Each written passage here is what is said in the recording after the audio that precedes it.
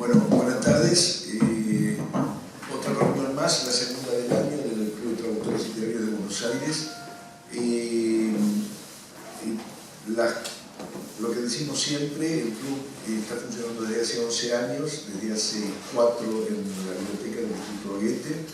Independientemente de nuestras reuniones mensuales, tenemos un blog donde todos los días subimos noticias vinculadas a la traducción, al estado de la lengua y las políticas alrededor de la lengua, y luego también hacia el mundo editorial. A veces sumamos exabruptos de distinto tono que no son clasificables en estas 3 categorías, pero bueno, sabrán disculparnos, y si no, no importa.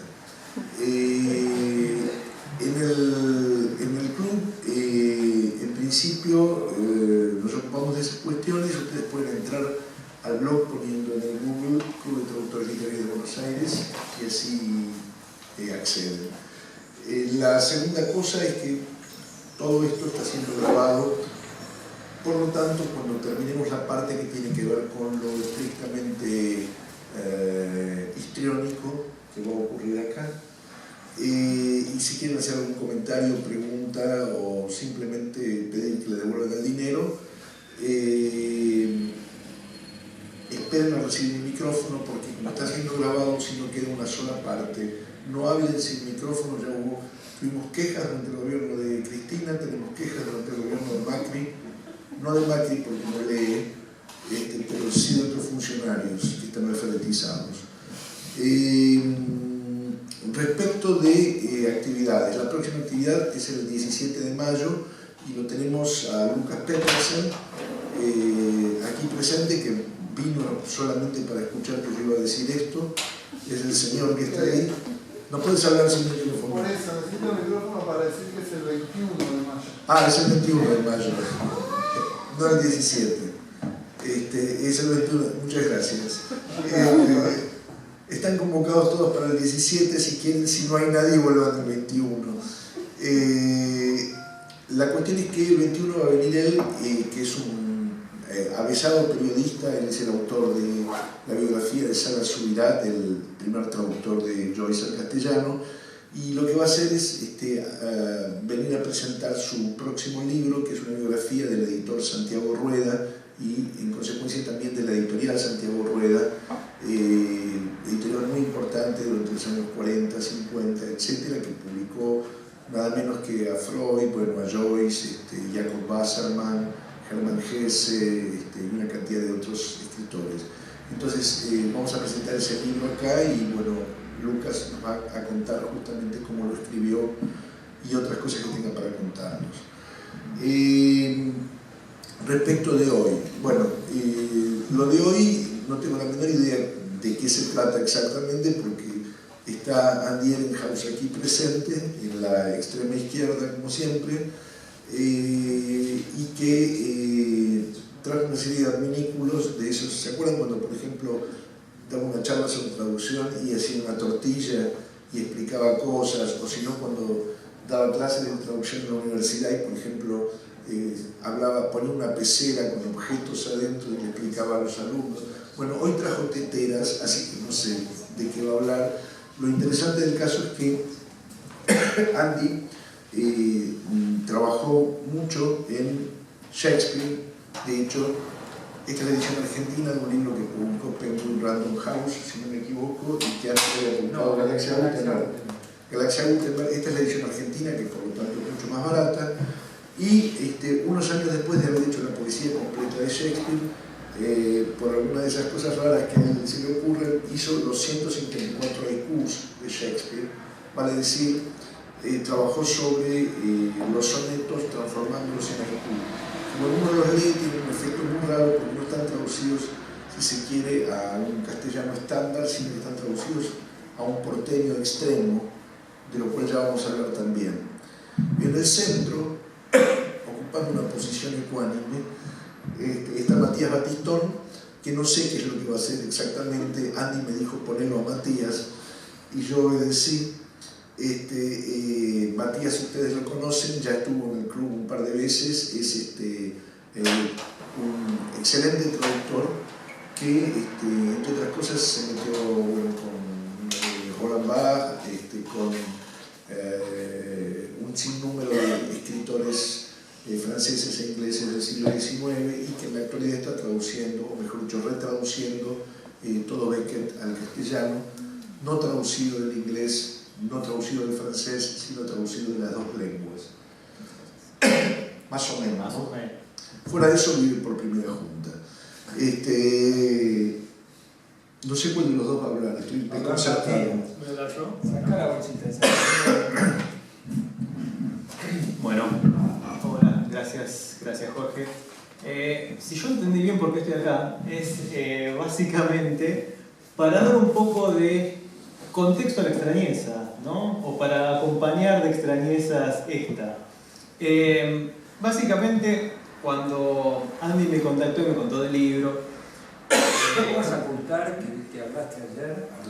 ¿o lo oculto? ¿Vas a ocultar que hablaste ayer del libro? No, en ningún momento. Porque habló ayer del libro. Hablé ayer del libro, Ahora les está haciendo ahora. creer que es la primera vez que se pone a hablar de esto, pero ayer hicimos una presentación a la feria y estaba Matías. Entonces, aparte que vas a repetir, y por suerte no hay tanta gente, digamos, no hay mucha gente que estuvo, que está repitiendo, pero la hay. Sí, pero el arte de lo espontáneo se hace de cuenta que no está repitiendo O nada. sea, no, te lo decía, te advertía porque te están filmando. Me están filmando, pero ayer no, esa es la clave. Vengan a lo que me refería. Bueno, en fin, ayer presentamos el libro en la feria, ¿no? Y cuando Andy me invitó a hacerlo, como expliqué ayer, lo primero que hice fue como pensar qué otros, lo primero que se me cruzó por la mente fueron qué otros experimentos similares o análogos se hicieron antes, ¿no? Porque yo estoy muy interesado en lo que sería, digamos, la traducción extraña, ¿no? Y como explicaba ayer, en lo que podría llegar a llamarse una teratología de la traducción, ¿no? La teratología siendo la disciplina que estudia los monstruos, lo que va fuera del ordinario, las vacas con dos cabezas, ¿no? Los pollitos sin ala, los tuertos con dos ojos. Y entonces... Cambió un poco, porque ayer eran los mancos. ¿Viste por eso? Los mancos con dos manos. Va variando. Y lo primero que pensé cuando vi que Andy había traducido los sonetos y después los había convertido en haikus, es en otros experimentos con haikus. Hay, por ejemplo, un traductor que se llama Ivan Bolt, que tradujo, esto lo sabrán, a Horacio al estonio en haikus. Y también hay varios casos similares, si vos habías descubierto otros experimentos de volcar a Shakespeare a haikus en inglés, ¿no? Sí, absolutamente. Hay un poeta inglés que se llama Philip Terry, que hizo eso. No, hizo algo peor.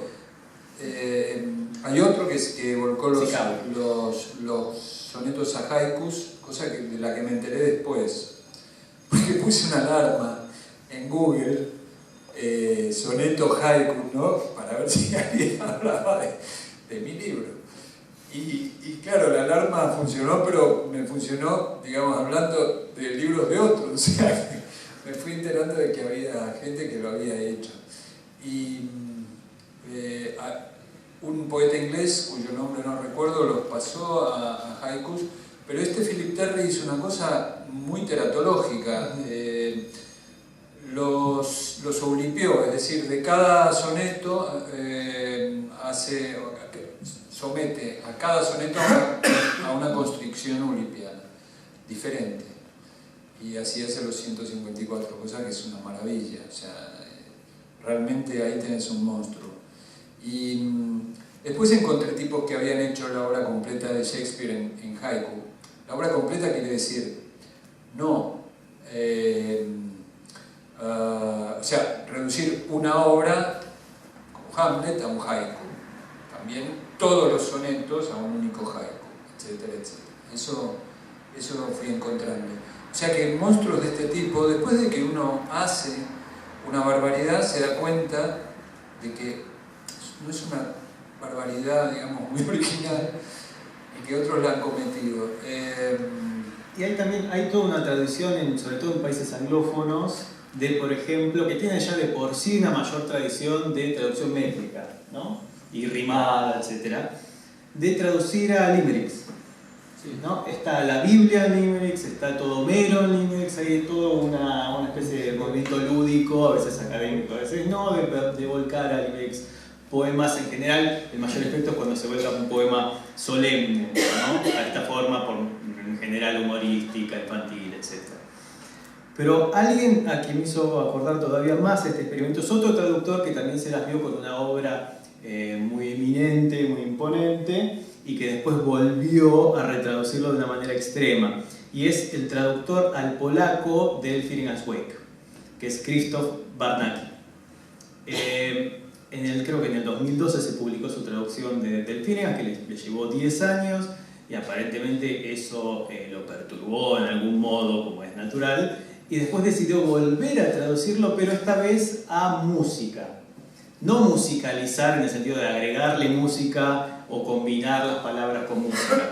No, lo que él hizo fue tratar de extraer la música, o mejor dicho, destilarla, sacar todo lo que no fuera interpretable como música de la obra del Finnegan. Entonces, él tomó el Finnegan's Wake, su traducción, y eliminó todos los signos tipográficos y todas las letras que no pudieran interpretarse como notas musicales.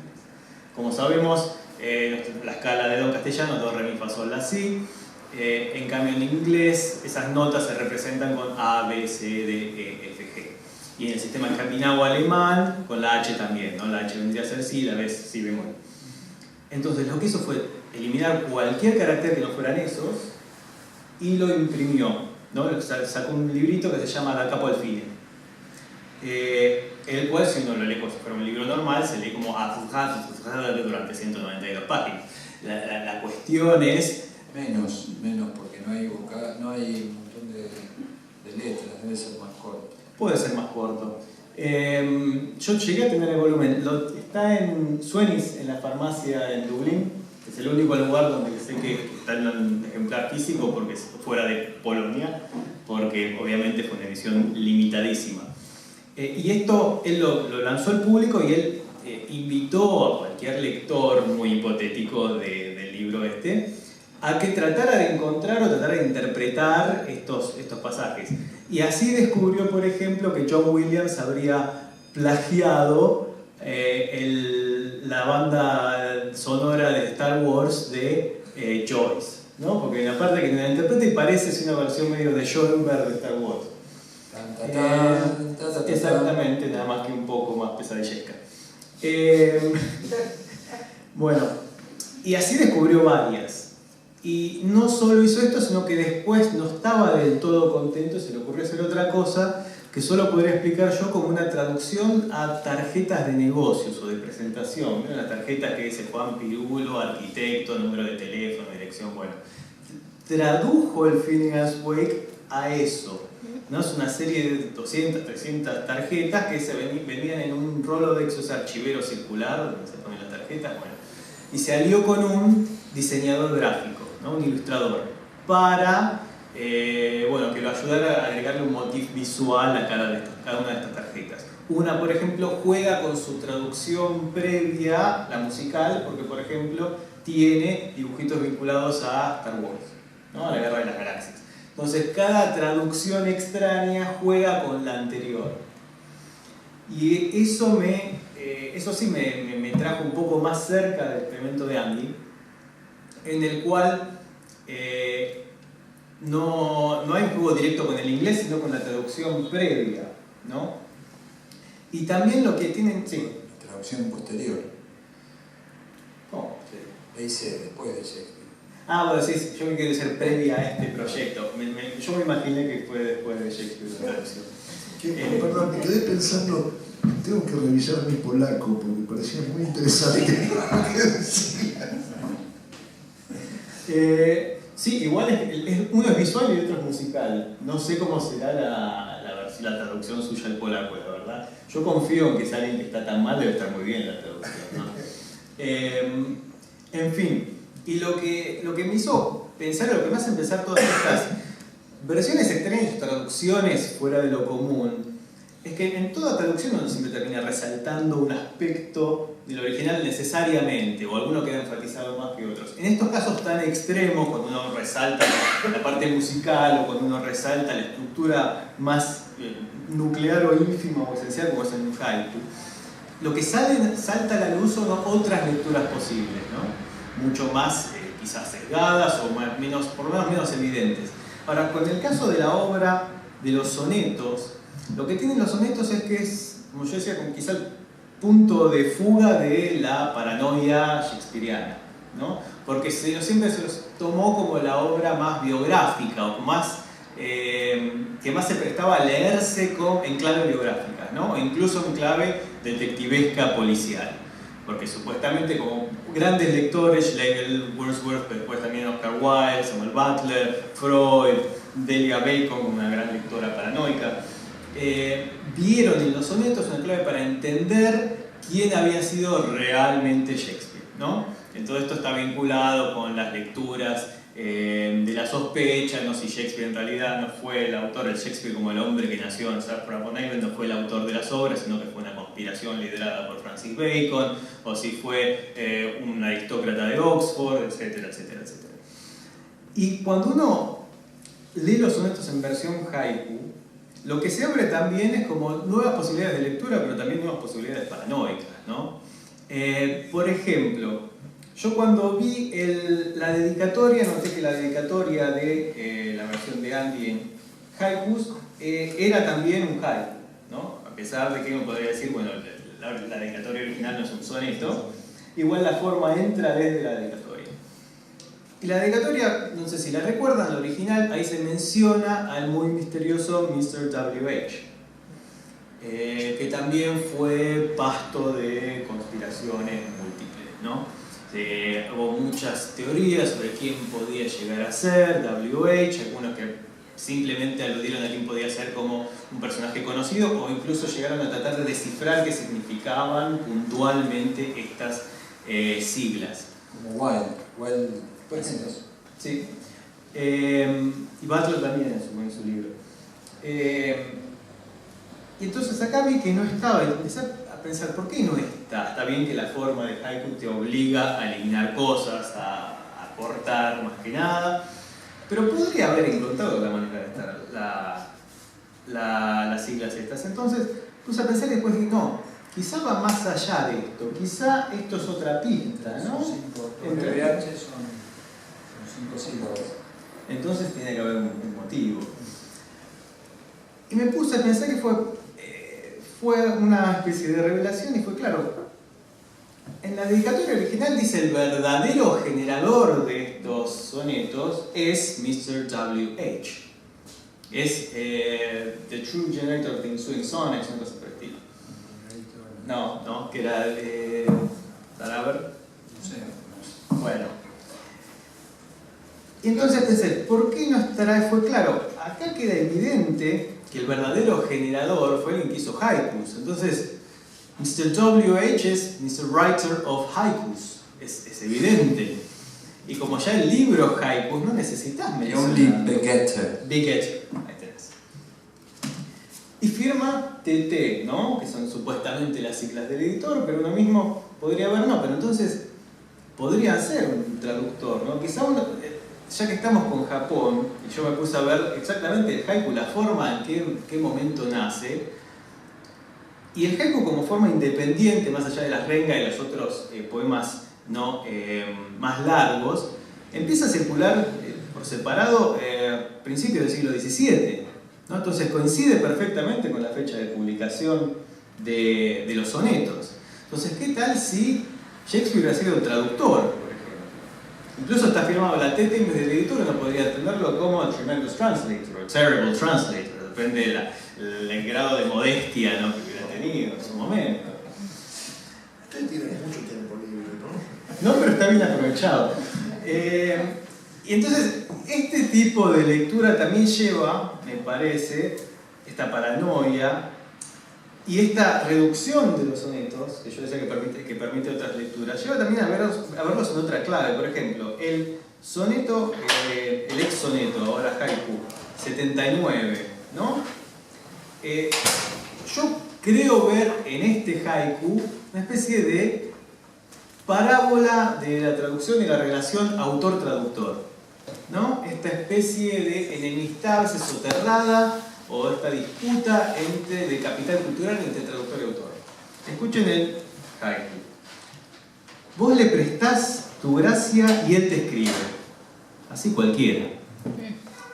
Ahora, y esto es una especie de parábola reversible, ¿no? Porque uno podría verlo como, bueno, el autor que se habla a sí mismo, se mira al espejo y le dice, vos le prestás tu gracia y él te escribe. O sea, vos sos el que hace el libro, el traductor simplemente te escribe en el otro idioma, así cualquiera. O podría ser el mismo traductor, ¿no? El que se mira al espejo y le dice, vos le prestás tu gracia, porque sos el que está realmente llevando a otro idioma el libro, es el que es leído por los autores y críticos de ese idioma, y él te escribe, porque, veamos, ¿cuál es el nombre que aparece grande firmando este libro? Shakespeare. No dice Ehrenhaus enorme, Ehrenhaus está acá pequeño como una nota al pie casi, ¿no? Así cualquiera. Y otra cuestión también que no mencioné ayer, así que es más... Después te voy a contar algo. Dale. Es que hay algo en traducción que sucede continuamente, que es la compensación, ¿no? Uno siente que tiene que compensar algo que falta, a veces por diferencias entre las dos lenguas, o son juegos de palabras que uno siente que tiene que compensar o que puede llegar a compensar de otra manera. Se desdoblan a veces. A veces hay información que está comunicada mediante un juego de palabras y uno, bueno, la comunica de una manera llana y después compensa con un juego de palabras en otro lado. Hay muchos casos similares.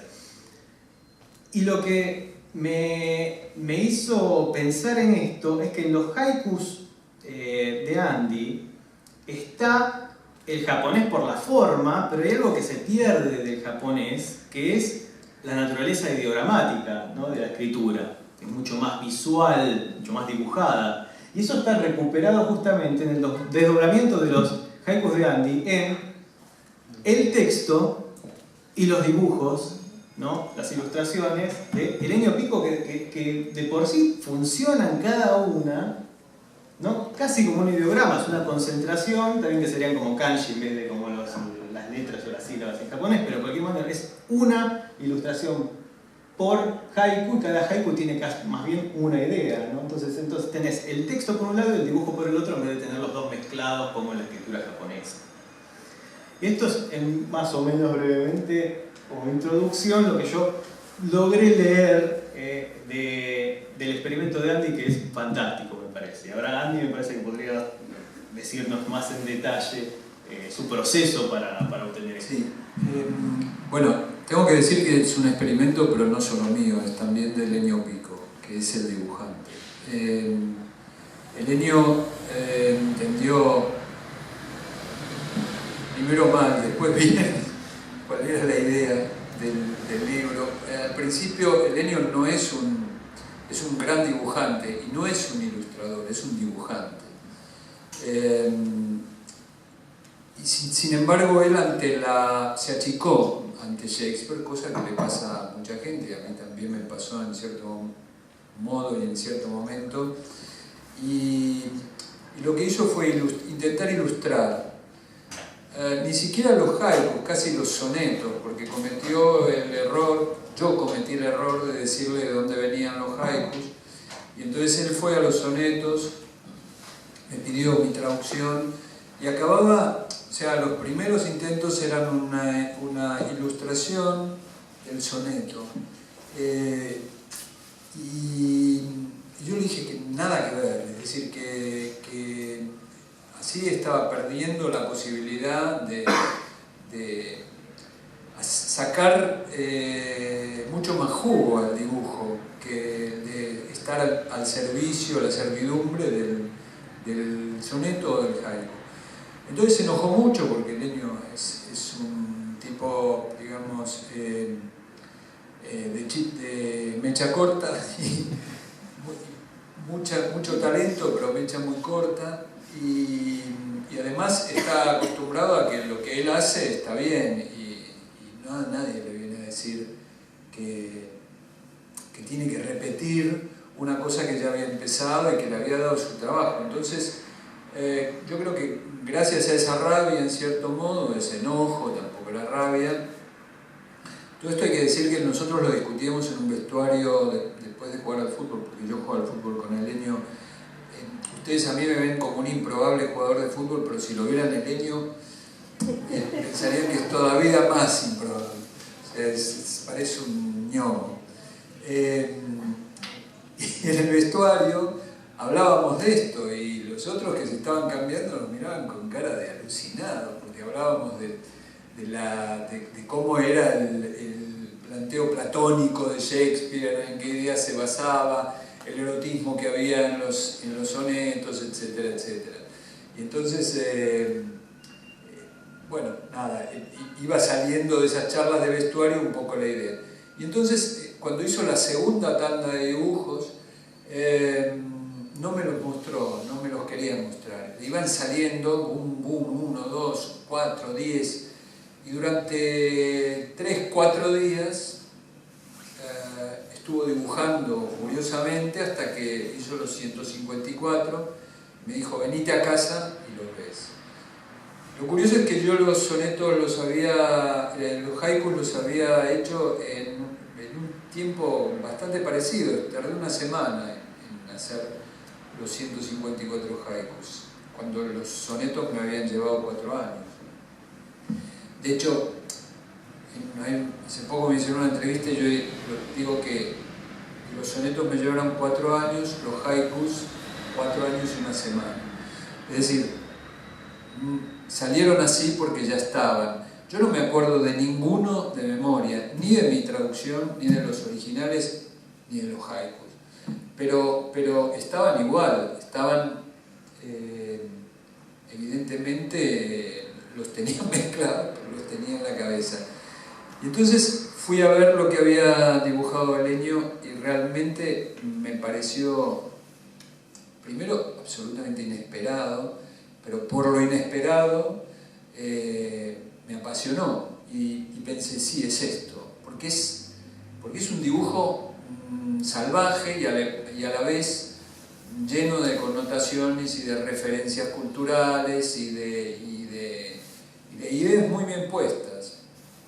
Y está toda la abstracción que yo le pedía. En vez de llevar la cosa a una explicación, está todo al revés, es decir, está, como dice Matías, no se sabe si en realidad los explica o los termina de complicar, ¿no? O los prolonga. La idea es que los prolonga en una suerte de cómico, de dibujo animado, porque además está Disney, está Betty Boop,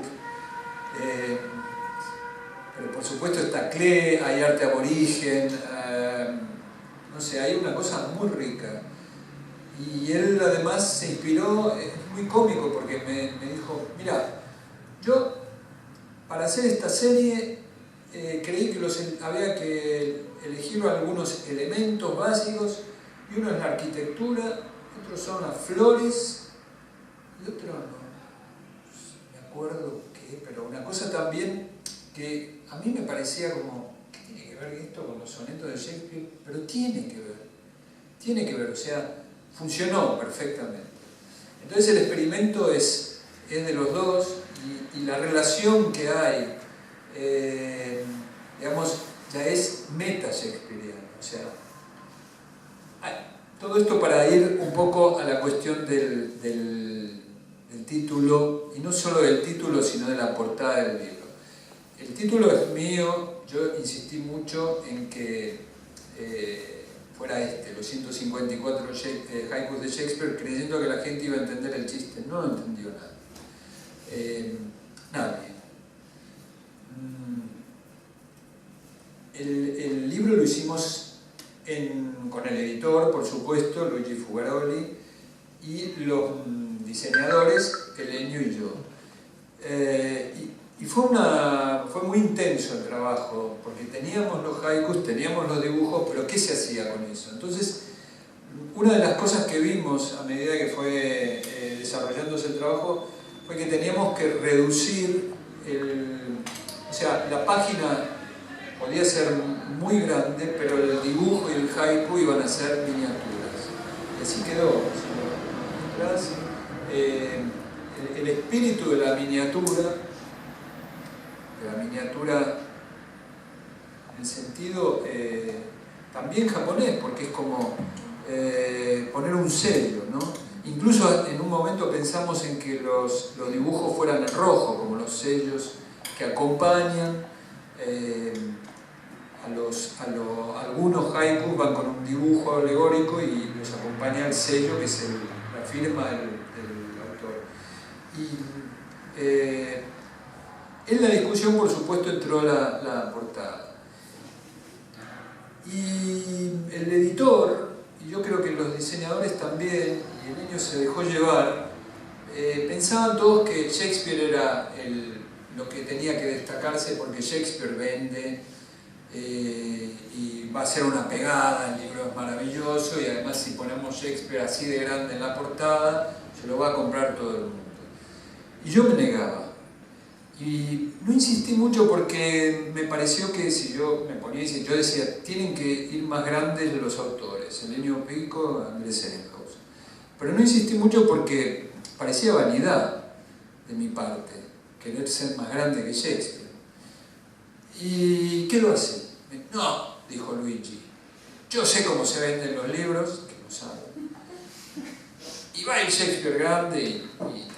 Bueno, fue Shakespeare grande, por supuesto fue una gran cagada, porque el libro se distribuyó un poco por error de la editorial, que al principio tenía una nota de prensa donde Shakespeare salía como el autor y yo como el traductor. ¿Traductor de qué? Porque Shakespeare no escribió haikus, escribió sonetos, entonces yo no era traductor de nada. Otra pelea con Luigi, pero el distribuidor lo distribuyó como un libro de Shakespeare, en las librerías entró como un libro de Shakespeare. Fue a la estantería donde están los clásicos traducidos, en algunas librerías así con mucho stock, fue a la estantería de clásicos del Renacimiento inglés traducidos. Y fue ahí. Y nadie lo pidió. Es más, los libreros no sabían que lo tenían. Tal es así que un día voy a una librería, la Central, que digamos conozco a las libreras, son amigas, y les digo, y que sé que ellas suelen destacar un libro mío cuando sale, solamente por amistad. Y les digo, ¿y el libro que saqué hace poco lo tienen? ¿Qué libro? ¿No sacaste ninguno? Sí, saqué un libro. No, ¿cuál? Sí, unos haikus de Shakespeare. No lo tenemos. Fíjate. Entonces van a la computadora, buscan y dicen, sí, acá está, mira, los 150. A ver, ¿dónde está? Uy, mirá, está en clásico del Renacimiento inglés. Vamos a la estantería, el libro es incómodo, sobresalía. Todos son como chiquititos, normales, y este sobresalía. Y aparte, si ves, ni siquiera estás en el lomo. No, en el lomo no estoy, está Shakespeare. Entonces lo saca la librera, lo mira y dice, ¿qué hace este libro acá? Digo, sí, ¿ves? No es donde tiene que estar. ¿Dónde querés que lo ponga? Y no sé, ponerlo en poesía o libro ilustrado. Sí, libro ilustrado. Y lo puso ahí o sea, en vez de ponerlo en la estantería, lo puso así exponiéndolo. Ilustrado del siglo XVII. Exacto. Ilustrado, traducido del siglo XVII. Sigue estando Shakespeare de esa manera, digamos, casi groseramente grande. Y acá viene la conclusión ridícula, pero cierta, paradójica. Erenhaus vende más que Shakespeare. Pero es verdad, porque un libro mío, por digamos, poco conocido que sea, o loco que sea, es una novedad. Pero una traducción de Shakespeare no es una novedad. No es una novedad. Ni siquiera poniéndole haikus arriba. La gente no lee haikus. Y cuando lee haikus no sabe qué son. Y cuando sabe qué son, cree que Shakespeare escribió haikus. O sea, y esto no estoy hablando del lector normal, sino de los críticos. O sea, los reseñistas tampoco saben. O sea que hicimos un libro que no entendió nadie. Y así se vendió poco y mal. Por eso estoy acá. Perdón, antes de que nos olvidemos, porque no lo dijimos al principio, el libro está a la venta ahí y tiene un valor significativamente menor que en librerías, lo mismo que la poesía completa de Shakespeare. No es la poesía completa, son solo los sonetos. Ah, son solo los sonetos. Bueno, entonces está bien, está rebajado. Bueno, los sonetos y Lamento de una madre. Bueno, la cuestión está que los dos libros están allá. Cuando terminemos, están a la venta y aprovecho que uno de los dos autores está presente. Bueno, vamos a hablar un poco de traducción porque esto es una actividad del grupo de traductores. Gracias. Si querés preguntarme cosas, y si no, hablo yo. No, hablamos. Estoy Vale, fascinado. buenísimo, está fácil. Ayer lo dije y hoy lo vuelvo a decir. Como dijo Jorge, los haikus, aunque derivan de esta traducción de los sonetos, esta traducción está hecha por encargo para una editorial española importante, Galaxia Gutenberg. Se publicaron aquí, los publicamos en Paradiso, pero sin cambiar una coma. Y entonces el español o castellano, ¿preferís que diga castellano? Sí. El castellano, el que están traducidos, es un castellano estándar de la edición española. A pesar de lo cual yo intenté, como siempre intento cuando traduzco para editoriales españolas y sobre todo poesía, que ese estándar sea muy suave y además, si puedo, meto algún chiste, cosa que hice acá, ayer lo vimos, está en el 136, es decir, un chiste personal que tiene que ver con la lengua. Si querés, buscarlo y lo vemos. Y que aparte justamente es la compensación, porque es el soneto en el que está basado en un juego de palabras, justamente, recuperables. Y ese chiste también lo metí cuando traduje La violación de Lucrecia, que es un poema de 1800 y pico en decasílabos, o en el caso de Shakespeare, pentámetros yámbicos, y son chistes que pasan desapercibidos para el editor y el corrector español, y a mí me hacen mucha gracia, y son un poco la pequeña venganza que me tomo por tener que utilizar una variante de la lengua que no es exactamente la mía. Bueno, explico básicamente que la base del juego de palabras es la homografía y homología entre Will, el apócope de William Shakespeare, y will, el sentido de voluntad, ¿no? De testamento, etc. Exactamente. Y pene. Y vagina, en esa época también a la vagina se le decía will.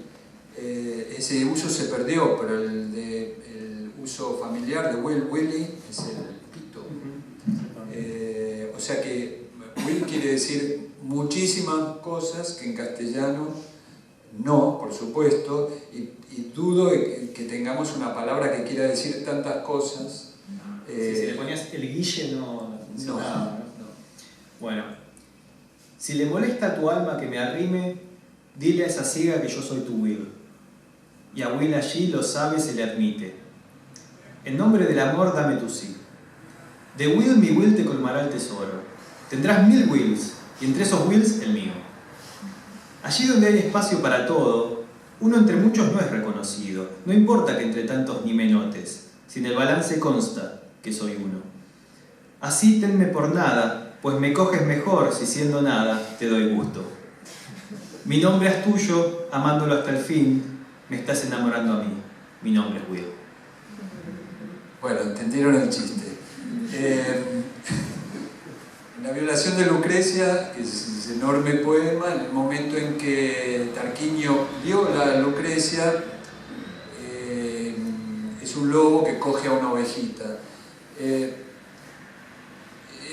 Digamos que son chistes tontos, un poco infantiles, pero tienen que ver con esa molestia que uno siente y que yo no perdí en 40 años que llevo en España y más de 30 traduciendo, por tener que usar una variante que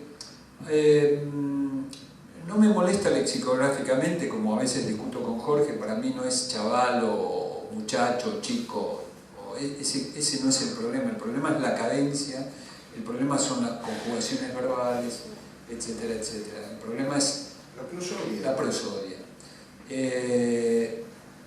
Estos haikus en cierto modo también son una venganza prosódica.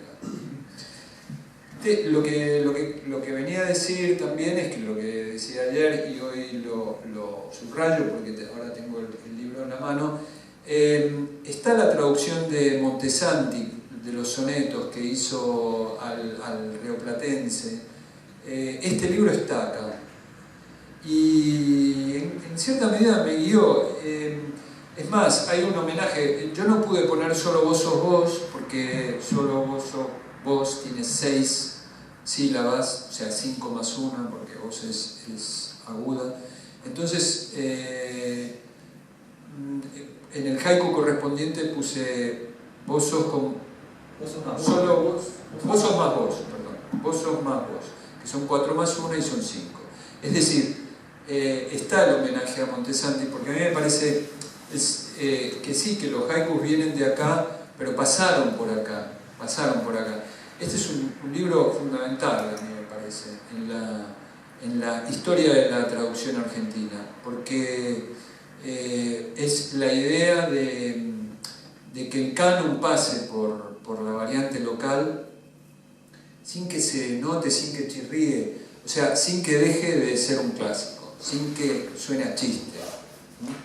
Te interrumpo un segundo. Sí. Hace muchos años, creo que más de 10, hicimos la presentación de la edición argentina con un panel, digamos, ¿De este? Sí. No sé si te acordás, del Centro Cultural de España. Sí. Hace 10 años. Hace 10 años, exactamente. Hicimos la presentación y vos en ese momento habías dicho algo que quedó latiendo ahí, era que había algunos sonetos que habías traducido y que los habías traducido pensando prácticamente como si fueran tangos. Más adelante hicimos la presentación de la traducción al rioplatense de Montesanti, la hicimos también en el club, habrá sido hace 7 años o una cosa por el estilo. Y cuando lo hicimos pasaron dos cosas. La primera fue que los sonetos se leían con absoluta naturalidad, no había nada que hiciera pensar, uy, mirá que canyengue, ni nada por el estilo. Eran sonetos traducidos a una variante del castellano que nos resultaba más cercana que justamente la que se suele elegir cuando se La que él había hecho poco tiempo antes. Claro, y curiosamente Montesanti, sin saber lo que Andy había dicho, dijo, bueno, hay momentos en los cuales parecen tangos. Bueno, ahora son definitivamente tangos cortitos, tangos japoneses cortitos. El tango en Japón pega. Sí, esa fue otra de las, digamos, de mis pequeñas venganzas de traductor, fue llevar algunos de los sonetos traducidos a formas netamente locales, más cercanas a mí. Los sonetos son canciones, ya se sabe, y a veces me parecía como si Shakespeare hubiese escuchado no solo tangos, sino también boleros y no sé si cumbias, pero boleros sobre todo. Pero algunos eran tangos no solamente por el vocabulario, las imágenes, sino por la filosofía y hasta la trama, ¿no? El hombre que siempre, digamos, acaba siendo vil y se arrodilla frente a la mujer a la que maltrató, o si no, todo lo contrario, que no puede contener su furia y hace una barbaridad y después se arrepiente y entonces dice qué desgraciado soy. Pero claro, son temas barrocos. En realidad, la gran parte de los tangos que conocemos fueron escritos por gente que leyó el barroco español y también leyó a Shakespeare, traducido o no, y a otros barrocos ingleses. Hay mucho barroco en el tango, entonces era inevitable que salieran al revés, es decir, que emergiera de algo digamos, previo al tango o previo al bolero, emergieran esas formas que ya están, o sea, que se fueron prolongando, ¿no? En esa poesía que parece popular, pero fue escrita por gente muy culta. Hay autores de tango que son intelectuales, ¿no? Bueno, ¿de dónde salieron los haikus? Los haikus salen de un ejercicio que le hice hacer a mis alumnos de traducción en el posgrado de traducción que doy en la Pompeu Fabra, en Barcelona. Yo llevo, para aflojar la mano y para que la gente le pierda miedo a una cosa que es esencial en traducción, que es sacar el machete y cortar y que corra la sangre. Estuve traduciendo y se me fue. No, fui yo, se me fue la tijera, el cuchillo y son cosas que pasan, uno aparece siempre manchado, ¿no? El original contraataca. Claro, el original contraataca o te larga, vos cortás y decís, corté, qué limpio, y no, sale un chorro de sangre. Y esto pasa, entonces para que la gente le pierda el miedo a eso, a enchastrarse de sangre, les hago hacer barbaridades. Y una es agarrar un poema, sobre todo cuanto más prócer es el poeta original, mejor, y reducirlo. El haiku es una de las partes de esa reducción. Yo llego más allá, los hago reducir un poema a una palabra, a una letra y a un número y a la nada. Y funciona, es decir, funciona sobre todo para mí, porque después con esos ejercicios yo hago estas barbaridades. Entonces, cuando les hice reducir algunos sonetos de Shakespeare a haikus, yo por supuesto hice mi propio ejercicio y me gustó, y hice 3 o 4, quedaron unos 10, pero se perdieron digamos, cada vez que vuelvo a dar clase, cada año que vuelvo a dar la materia, vuelven a salir, pero nunca les presté más atención que la que, digamos, le di más importancia que la funcional, hasta que un día dije, sí, los hago todos. Y ahí eso fue la semana en la que salieron los 154. Salieron todos. Y cuando estaban saliendo, en la mitad, jugué un partido con el Leño y ahí le dije, Leño, estoy haciendo esto y lo tenés que dibujar. Entonces, vale decirles que no estoy. Entonces, la idea del haiku sale de ahí. El Leño dijo una cosa muy sensata en una de las presentaciones que hizo en Barcelona y contó, porque le dijeron, pero ¿cómo puede ser? ¿Por qué los hiciste tan rápido? Y aparte de lo que yo expliqué al principio y del enojo y cosas que lo llevaron digamos, casi por despecho, a trabajar a doble velocidad, dijo una cosa que es muy interesante y que se aplica a mí también. No quise perder la inocencia del primer dibujo. Es decir, no quería que entre el primer dibujo y el último dibujo se notara el aprendizaje,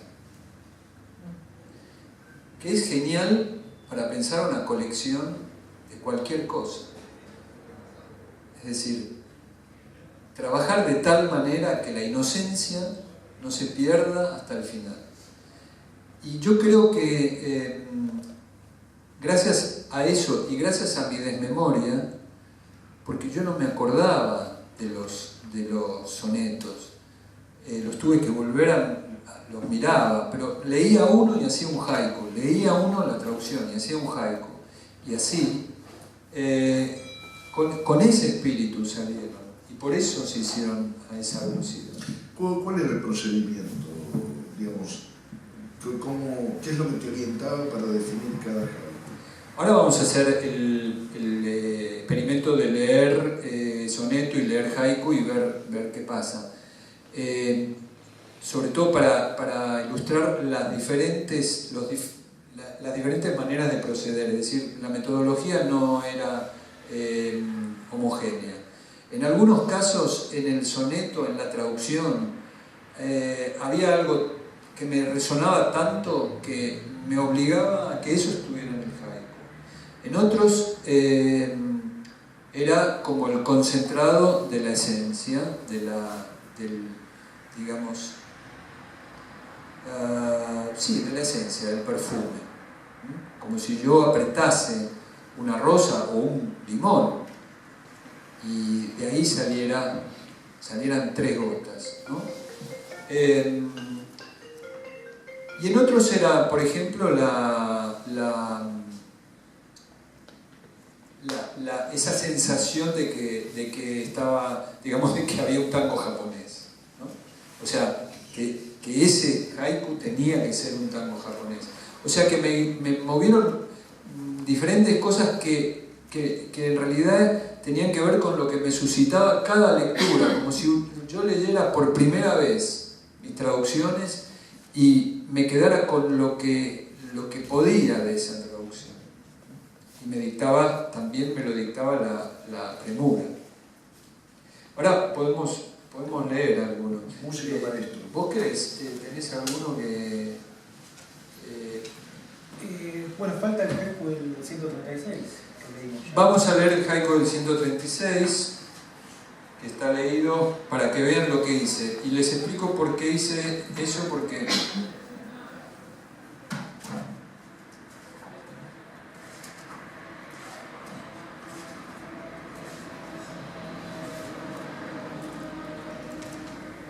Estos son 2 pares, dos sonetos, el 135 y el 136, que se llaman The Punning Sonnets, porque era un pun, porque will es la palabra chiste que aparece en los dos. Les leo lo que hice en el 136 y van a ver que el juego es otro. Los esos de esos bien te caben, con esos también el mío. Y el 135 tiene el mismo juego. Vos tenés eso, y eso y más eso. Y eso soy yo. Cuando yo traduje el 135 y el 136, pensé qué palabra podía tener la función, algunas de las funciones de will en inglés. Y lo único que se me ocurrió fue eso. Claro, eso no es un nombre, pero yo hice el intento y el 135 salió, pero el 136 no, porque el 136 termina diciendo mi nombre es Will y yo no podía decir mi nombre es eso. Entonces no lo pude hacer, pero aquí sí, porque gracias al cuchillo tenía que estar todo. Leamos, por ejemplo, el 147, ¿lees? Perdón, Matías se refirió al 79. Lo leemos. Me gustaría que volvieran sobre él. También podemos leer el 94 de Santi. ¿Lo buscas? Pongo a todos a laburar. ¿Cuál leemos? 79 entonces. Vamos al 79. Es este. Ah, claro, ya lo leíste. Por eso leí el haiku. Sí, leyó el haiku, pero el punto es Dale. el soneto respecto Sí, del dale. haiku y la interpretación de Matías. Cuando era solo yo quien te invocaba, tu gracia era exclusiva de mi verso. Ahora que mis líneas pierden gracia, mi musa ha dado paso a otro más diestro. No dudo, amor, que tu argumento vale y que una pluma mejor haga el trabajo. Mas toda la invención con que tu bate te retribuye ya lo que te ha robado, así como robó de tu conducta la idea de virtud con que te colma, o de tu dulce rostro la hermosura. Yo estaba en ti todo lo que él te otorga. Ya estaba en ti todo lo que él te otorga. Así pues, no agradezcas sus lindezas, ya que has de pagar tú lo que él te adeuda. Matías, una pregunta. Sí. Cuando hiciste la interpretación del haiku, tomaste en cuenta al menos dos significados de gracia, por cierto, ¿no? Ok, eso era todo. Sí, claro, y en inglés también. O sea, está en el original y está en inglés. ¿Cuáles? Creo que En inglés. Gracious numbers. Gracious number. Gracious numbers. Pero gracious numbers no es gracia, uno de los significados de gracia en español.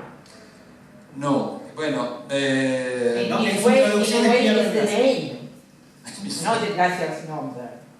Is the name. in Pero Spanish. pero en traducción, en su traducción, en mis líneas pierden gracia. O sea, pierden el don o pierden el nombre. también. Hay veces que vos Aunque podés... el punto es que cuando él lo leyó, yo pensé en don y después pensé en nombre. La expresión española, ¿cuál es su gracia? Cuando uno le pregunta a alguien cuál es su nombre. Absolutamente. Esas son las pequeñas cosas que podemos hacer cuando vos le cortaste los dedos o cosas que tenía el pobre hombre, digamos, y te queda eso, le cortaste eso y lo tenés ahí. Si podés volvérselo a pegar en algún momento, incluso donde no estaba, lo haces. Entonces, cuando tenés la oportunidad de usar la polisemia en español, una polisemia ardua, entonces lo haces. Por eso, claro, él está hablando del nombre y yo aprovecho esa polisemia en español. Es las pocas cosas que podemos hacer para, digamos, reponerle algunas de las piezas que le quitamos. De hecho, tiene más en español, tenés el gracia de algo cuando algo perdió su gracia. Claro, El más llano, incluso el más llano. El más llano. Llano perdió su gracia. Cuando la traducción, que justamente lo que uno tiene miedo que pierda, es quizá la gracia en el sentido más llano, de hecho. Totalmente. Vamos al... ¿Es el 94 de...? Que lea el primero y el leo yo y... Dale, dale.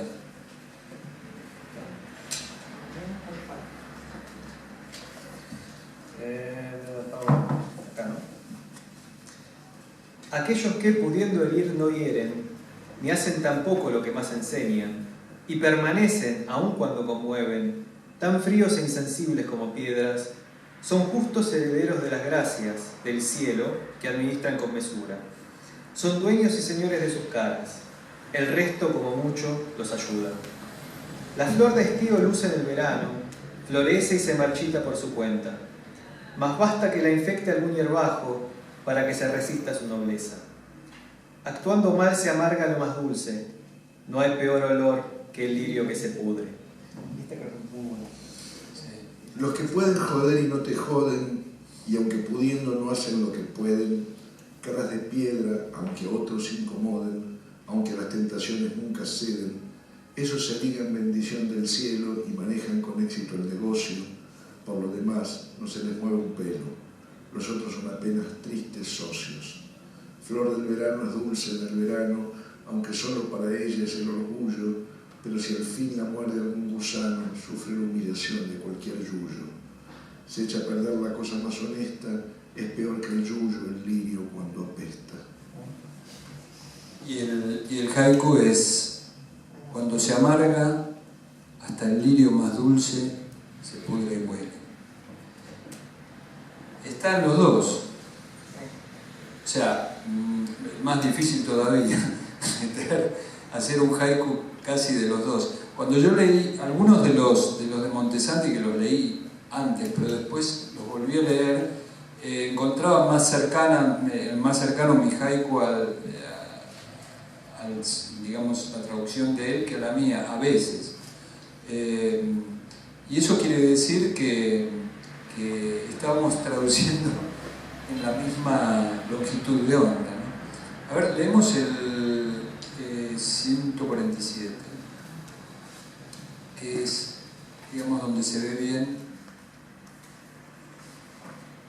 la vocación arrabalera.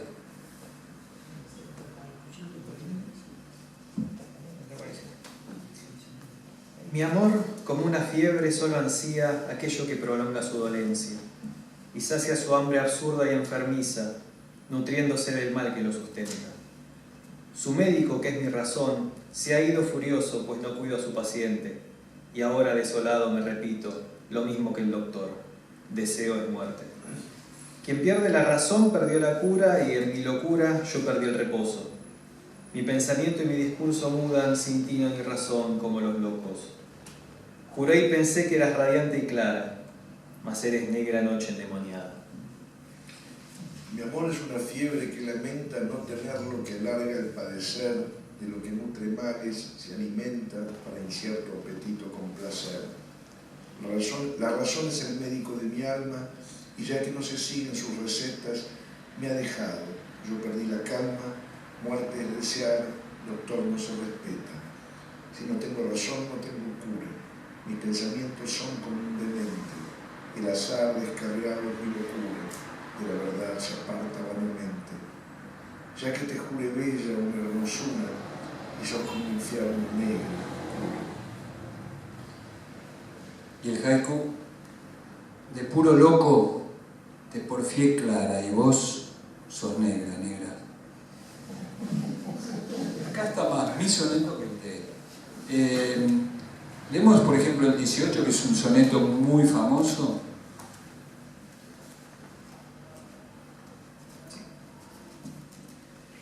¿Por qué igualarte a un día de verano, si tú eres más hermoso y apacible?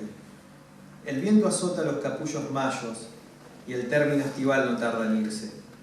Si a veces arde el óculo solar, más veces su dorada faz se nubla, y es norma que, por obra natural o del azar, lo bello al fin sucumba. Mas no se nublará tu estío eterno, ni perderá la gracia que posee, ni te tendrá la muerte por trofeo, si eternas son las líneas donde creces. Habiendo quien respire y pueda ver, todo este sigue vivo y tú también. Te comparo a un día de verano. Vos sos más temperado y placentero. El viento bate al capullito enano y el verano se pasa muy ligero.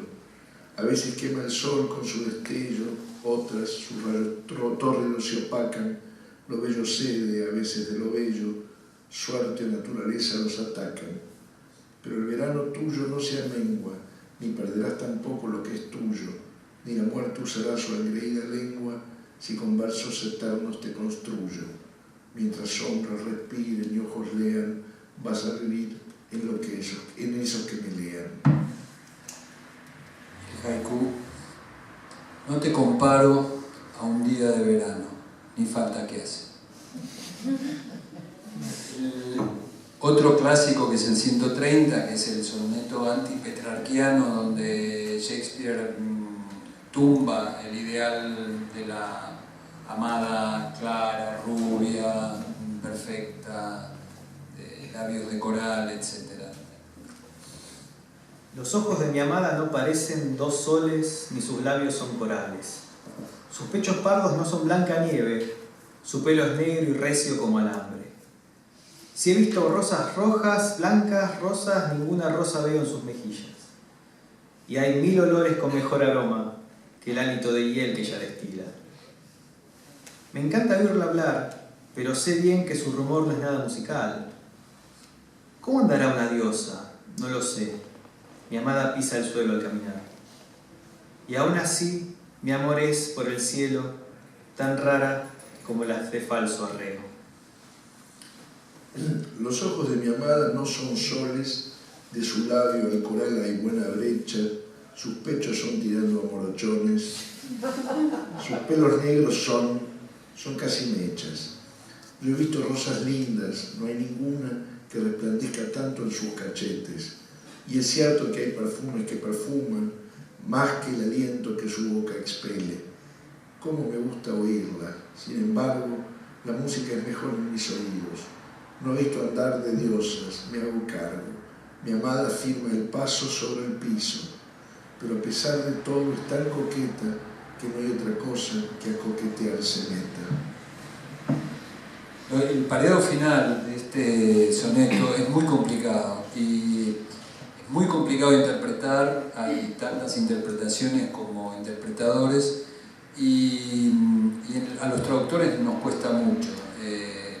Solemos tropezar bastante. Hay que decir que los pareados finales de Shakespeare son voluntariamente flojos. Él en el pareado es como si te pegara un coscorrón. ¿Estabas contento?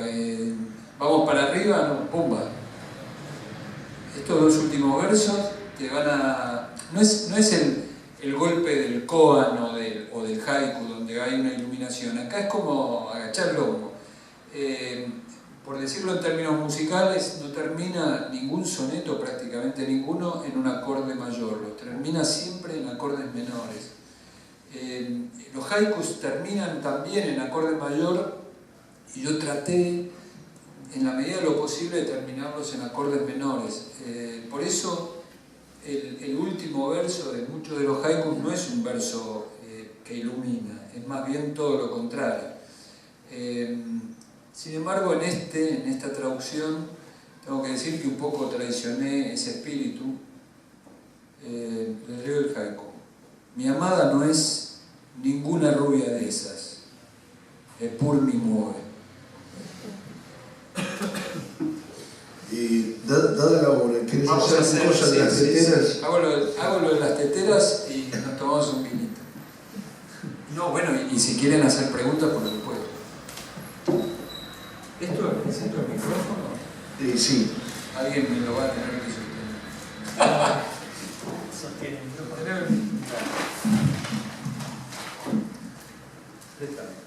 Esto es una ilustración rápida y sencilla de cómo fue el proceso de conversión de los sonetos originales a la traducción y al haiku.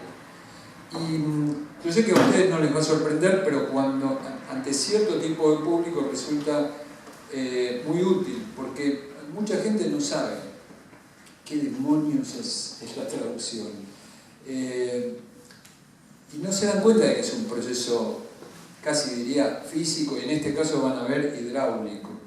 Y está bueno que volvamos a esos conceptos materiales primitivos o primigenios, me parece. Entonces, lo voy a repetir. Sácalos.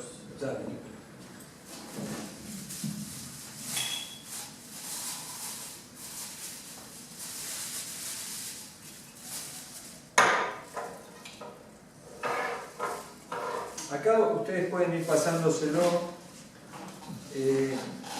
Está Shakespeare, para que vean que...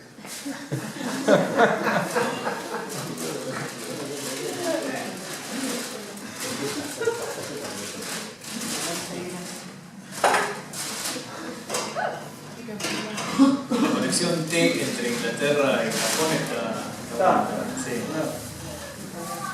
T-Connection.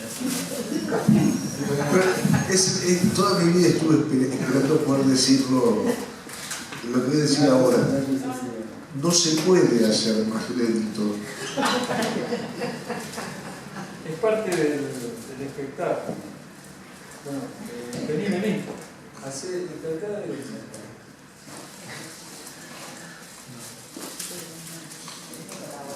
Sí, por favor. Es interactivo. Bueno, en clave shakespeariana, ¿cuánto me hizo acordar? Son muchas, Andy, ¿querés más Yo ayuda? estuve 4 años traduciendo los sonetos. Ustedes no pueden aguantar 2 minutos que se mueran. Él sufrió mucho por su arte y ahora les toca a ustedes.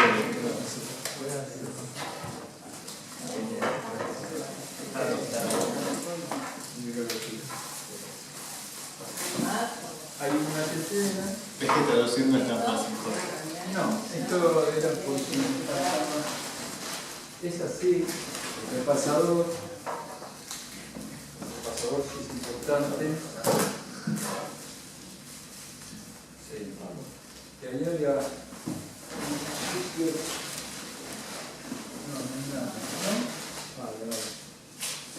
Esto es como las manos mágicas, pero en vivo.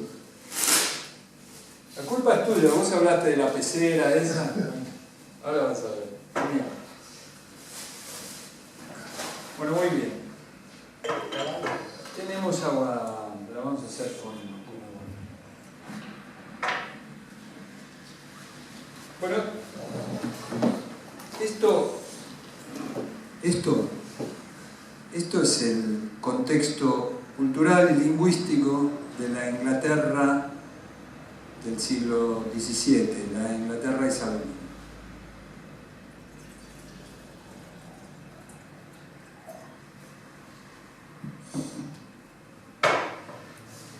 En este contexto, se lo voy a hacer rápido, se ve obligado, bueno, Shakespeare ya estaba sumergido, pero cerca del año 1609, un tiempo antes, se ve obligado a sumergirse una vez más, pero lejos de los teatros, porque es una época en la que hay peste en Londres y los teatros están cerrados.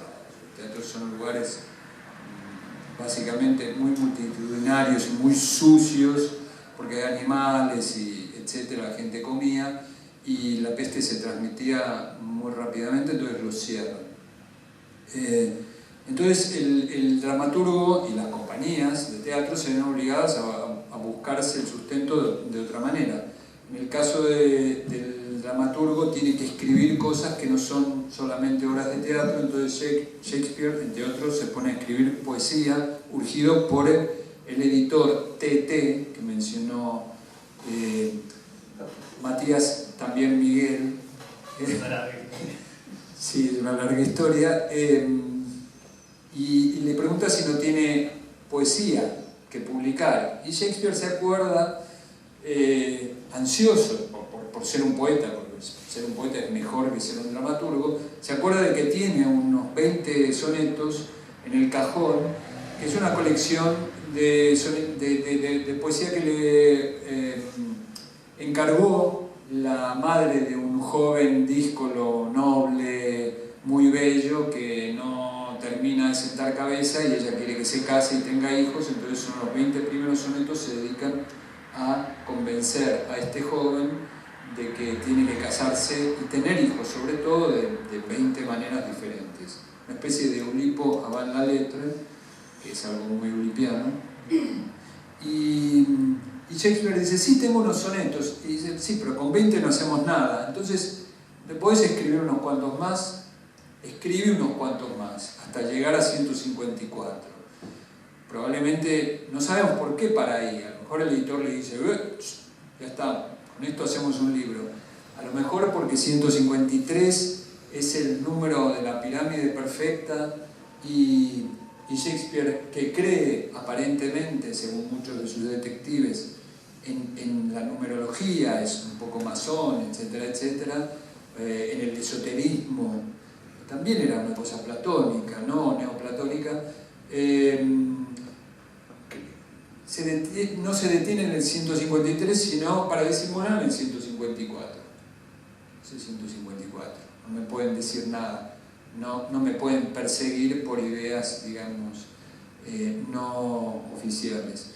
De hecho, eso lo decía ayer, los últimos dos son muy parecidos, son casi el mismo soneto, escrito como si uno fuera el borrador y otro el definitivo. Bueno, paramos con la especulación y vamos a lo serio.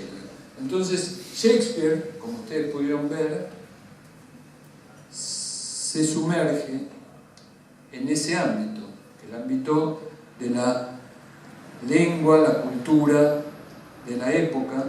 Nos va a faltar el azúcar.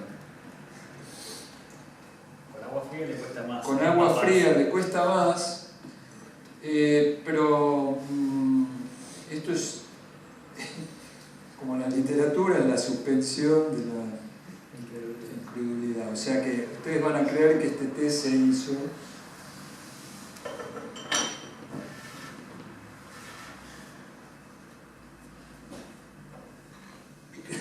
finalmente, después de trabajar produce los 154 sonetos. Se los lleva al editor y el editor dice, qué bueno, y los publica.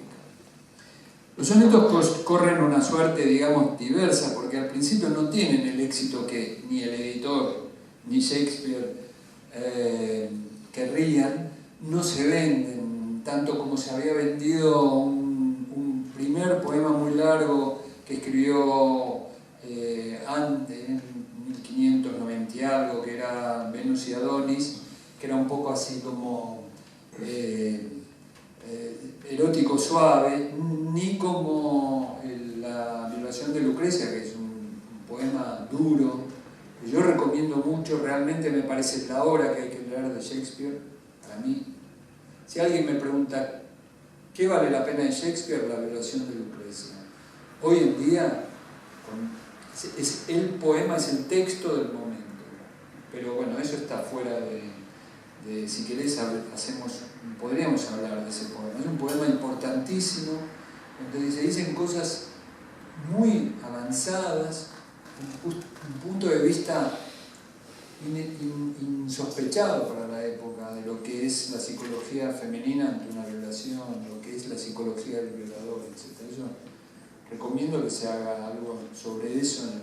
Bueno, cuestión que no se venden tanto, pero con el tiempo se van constituyendo en el punto de fuga de la obra shakespeariana, como dijo Montegas.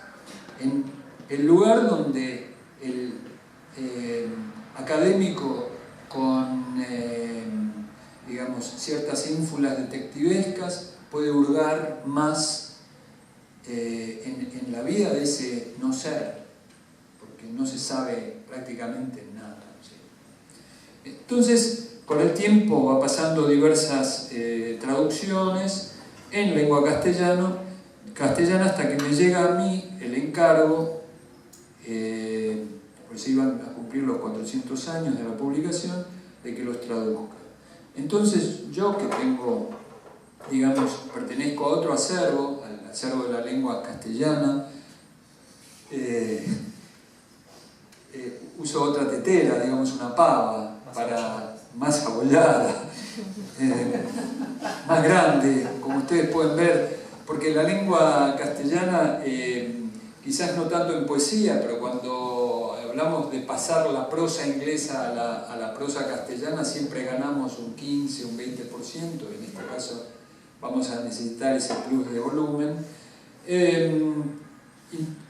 Yo me permito introducir esos sonetos en mi propio acervo personal y traduzco. Estoy 4 años. Finalmente,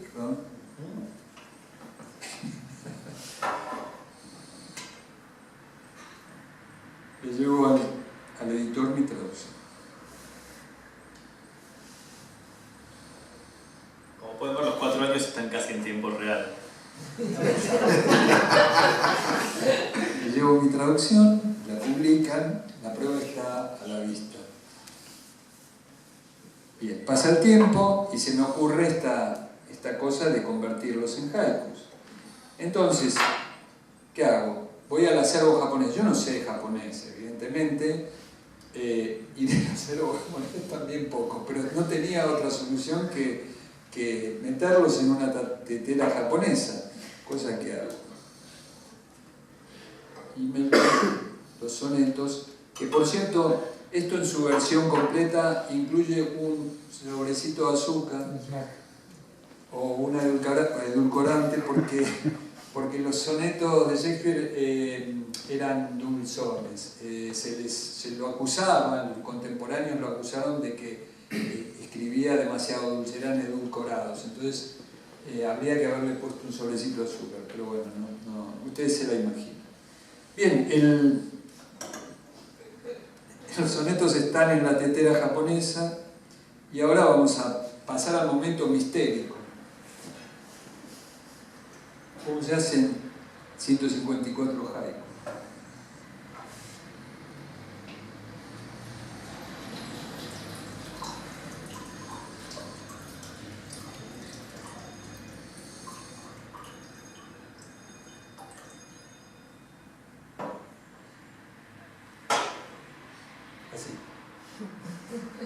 Entonces esto es lo que yo le di a Elenio. Y esto es lo que sobró.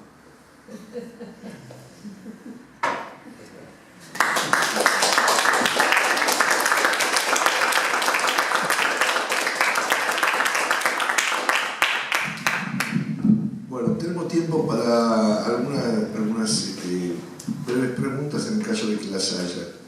¿Quién quiere comenzar? Pueden pedir que leamos también, ¿eh? O no pidan nada y vamos a tomarnos un vino.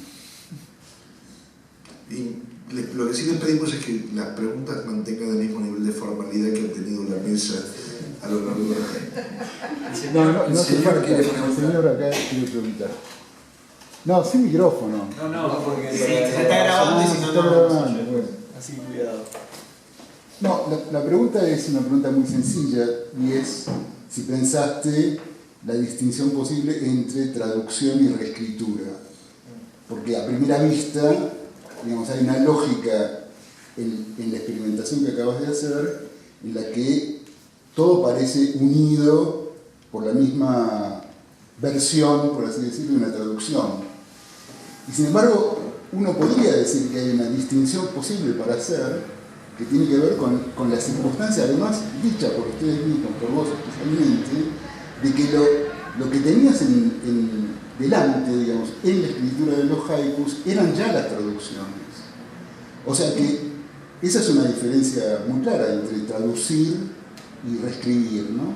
Porque para traducir vos lo que tenías delante era, además probablemente de otras traducciones, que siempre son apoyo del traductor, lo que tenías por delante era la lengua original.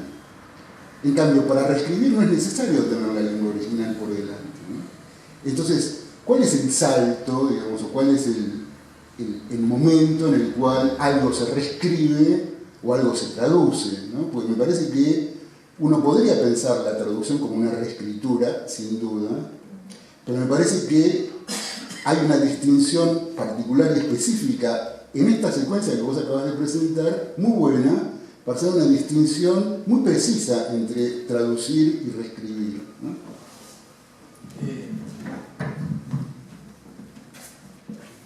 Sí, precisamente. Mira, dejarlo por ahí. El título de la charla alude a la hipertraducción. Claro.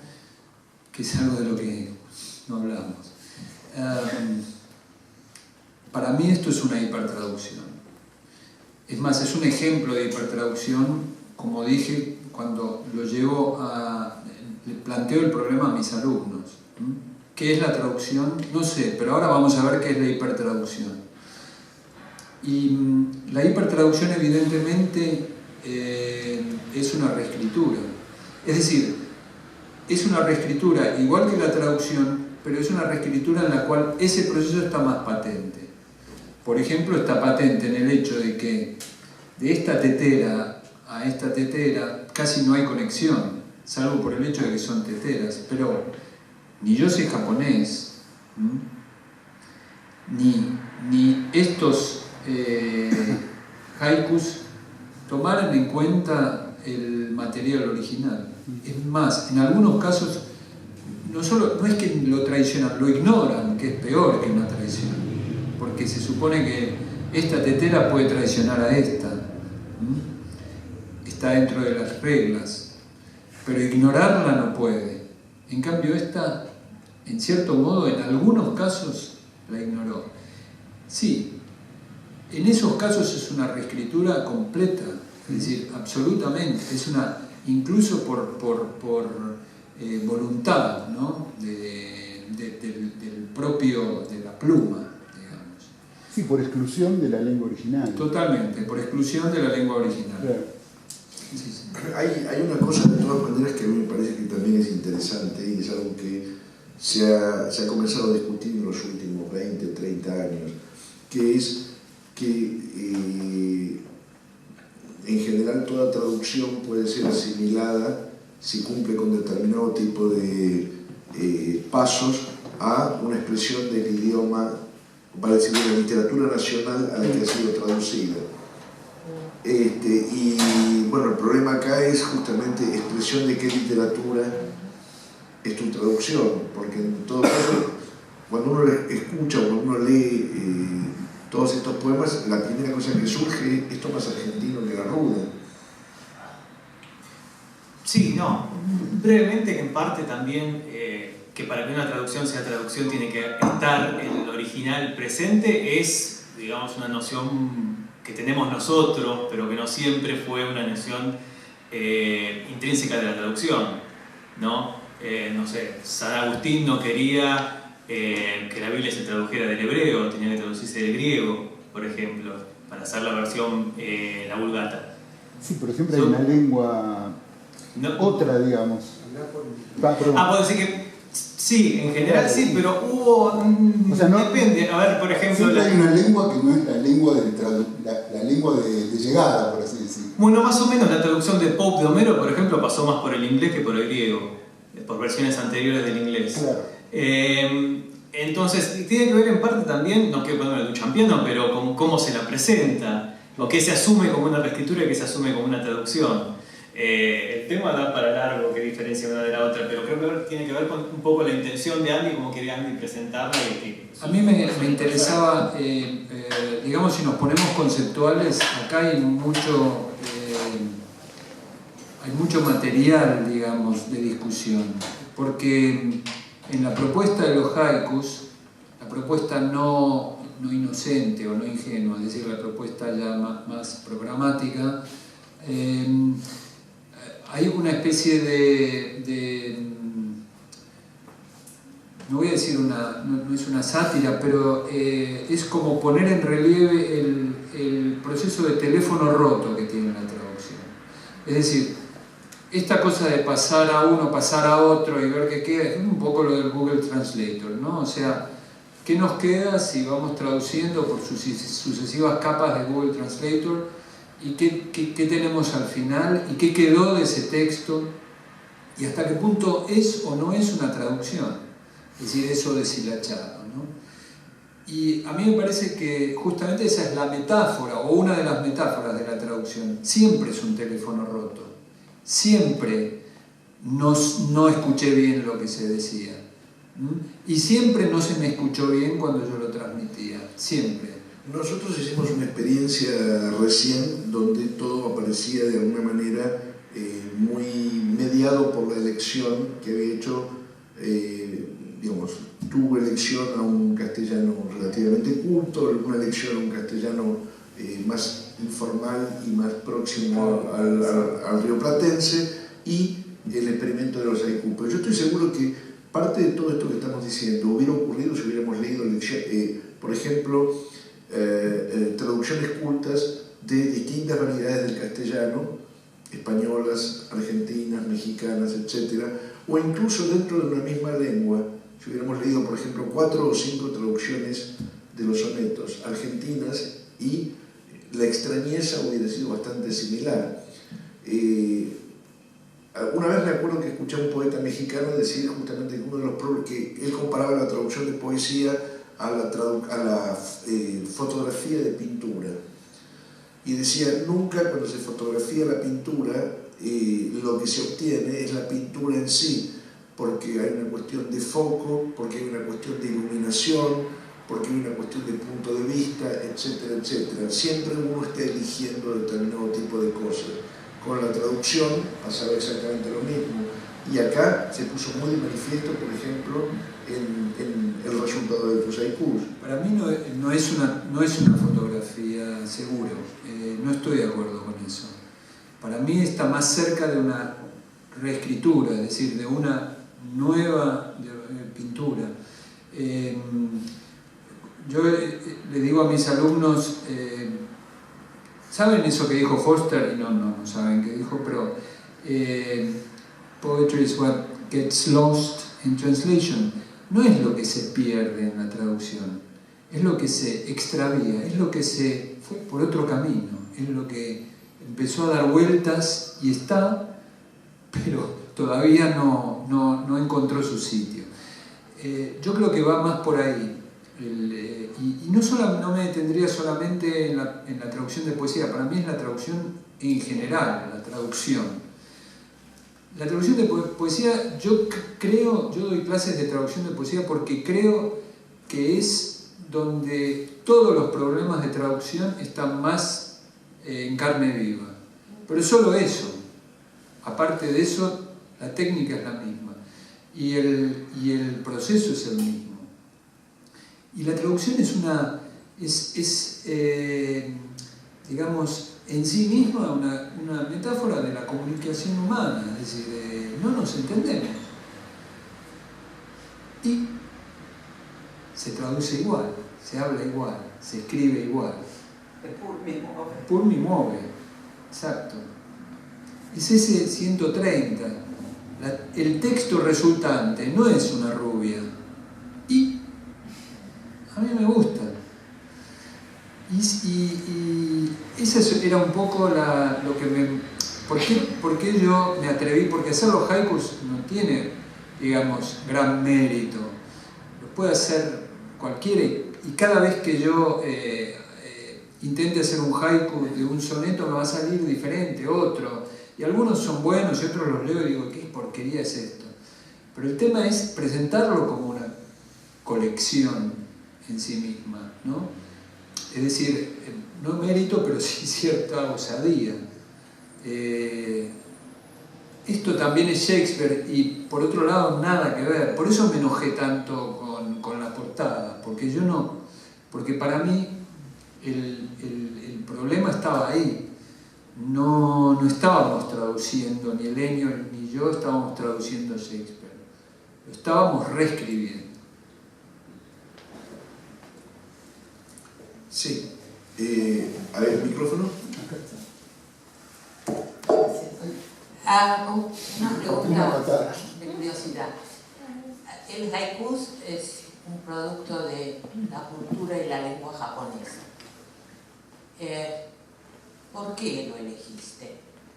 Después de haber incursionado por Shakespeare, sin, como vos mismo señalaste, sin tener acceso a la lengua japonesa, y en consecuencia tu acercamiento a la cultura japonesa no está mediado por el conocimiento de la lengua, sino por otros medios. Entonces mi pregunta es, ¿por qué esa elección? Sí, muy buena pregunta, porque este es el cuarto chiste del asunto, es decir, no son haikus. Porque ninguna traducción de haikus es haiku. Es más, leí muchas traducciones de haikus, no leí los haikus originales, y la mayoría me parecen malas. Es decir, malas en el sentido de que pretenden ser algo que nunca van a poder ser, prefiero que no lo pretendan. Esto también es un chiste de mi parte. Claro, no son haikus. No sé lo que es un haiku. No sé, no tengo ni el oído acostumbrado, ni mucho menos puedo reproducirlo gráficamente. Lo usé un poco, Jorge, cuando yo le conté, ¿sabes que estoy haciendo los sonetos en haikus? Me dijo, odio los haikus. Pero mírenlo, acá está. Y él mismo me dijo, el libro es extraordinario. Pero yo creo que es extraordinario, es decir, en el sentido de no de bueno, sino de fuera del ordinario, por eso, ¿no? Yo podría haber usado cualquier forma. Es más, lo primero que pensé, y ahora Matías me hizo acordar, fue en limericks. Es decir, primero pensé, hago un limerick de cada soneto. Pero era demasiado chistoso, es decir, ahora vamos a, mirá acá la gracia, era como contar 154 chistes, y no era el caso. Esto es algo bastante más serio, digamos. El humor, en este caso, es un humor bastante más serio, por eso de vez en cuando hace reír, porque esa seriedad hace que uno de repente se sorprenda, ¿no? Podría haber utilizado también una forma propia, yo qué sé, o hacer pareados, que es una forma castellana. sobre todo donde yo vivo, en Cataluña, los pareados con dibujo constituyen una expresión popular muy difundida, que son las aucas, que son unos afiches donde una historia se cuenta en viñetas y abajo hay un pareado. Es al revés, en el caso del AUCA la historia está en las viñetas y el pareado lo único que hace es poner un cierre, estar al servicio del dibujo. Podría verlo, es más, ahora estoy haciendo otra cosa y la estoy haciendo ahí así, es decir, pensando más en la idea del AUCA, el dibujo primero y el cierre de los dos versos pareados que además riman. Pero son formas. ¿Y por qué uno no se puede apropiar de una forma por más que no sea digamos, que no la pueda asir en toda su dimensión? ¿Por qué uno no puede apropiarse de cualquier forma que anda suelta por ahí? Entonces también de los haiku. Si los japoneses cantan tango, nosotros hacemos haiku. Hay una cosa que estábamos hablando justo antes de que empiece la reunión con Lucas. Lucas, que escribió el libro a propósito del traductor de Sala Subirat, que tradujo el Ulises. Y Lucas, creo que ayer volvió de Dublín. Y estamos hablando justamente de lo altamente referencial que es, por ejemplo, la literatura irlandesa, en donde los irlandeses encuentran montones de detalles que tienen que ver con su cultura, que a nosotros nos pasan directamente por arriba. Hace unos años, cuando hicimos justamente un homenaje a Sara Subirat en el club, uno de los expositores fue un irlandés para contarnos qué lee un irlandés cuando lee el Ulises, con una lectura distinta de la lectura que puede hacer cualquier otra persona. Pero esto vale para absolutamente cualquier cuestión. Si yo le digo el hombre de Corrientes y Esmeralda, invocando los Scalabrini y Ortiz, etcétera, etcétera, Corrientes y Esmeralda para usted significa una cosa, desfilan un montón de imágenes, esa cantidad de imágenes se proyectan hacia atrás, se proyectan hacia adelante, etcétera, etcétera, y si usted lee eso traducido son dos nombres que eventualmente pueden llegar a ser de calles, pero todo el resto de la historia desapareció. Y es un poco lo mismo, digamos, ¿qué es lo que uno puede tratar de hacer cuando traduce? Básicamente trabajar con formas y perder, no toda el agua que perdió Andy, pero perder una buena cantidad de agua también, porque siempre va a faltar algo, sin hablar del envejecimiento que tiene la lengua. Siempre va a faltar algo y va a sobrar algo. Siempre va a sobrar algo, y incluso por más, que esa es otra de las cosas, digamos, pedagógicas que tiene el ejercicio de reducir, que por más que se reduzca, siempre estamos sacando mucho, casi todo, pero poniendo lo que no hay. Por ejemplo, el vacío. O sea que uno siempre está en la traducción poniendo y sacando. Es imposible evitar ese vértigo, ¿no? Sí,